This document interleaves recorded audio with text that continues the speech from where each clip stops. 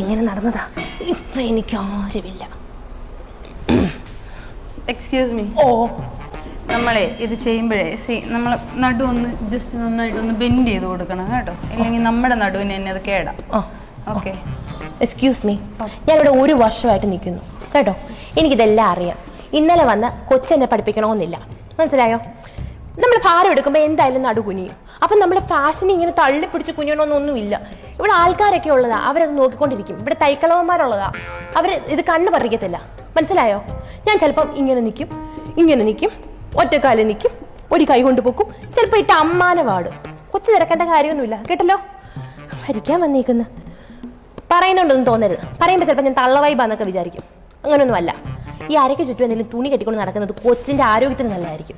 ഇവരൊന്നും കണ്ണ് പറിക്കത്തില്ല. കാണുമ്പോൾ സ്റ്റൈലൊക്കെയാ, പക്ഷേ ഇച്ചിരി ഷേപ്പൊക്കെ ഉള്ളതുകൊണ്ട് കാണിക്കണമെന്നും തോന്നും. ഒന്നുമല്ല, ഇവന്മാരെല്ലാവരും അങ്ങോട്ടേ നോക്കത്തുള്ളൂ കേട്ടോ. പോയാട്ടെ.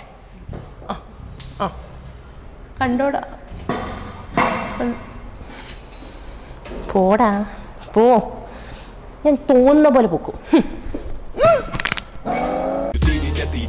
വെട്ടിത്തെറിച്ചു പതിച്ചു തലയിൽ പൂവിരിഞ്ഞു 10,000 പൾവെരിഞ്ഞു കത്തിച്ചു പൊടി തട്ടി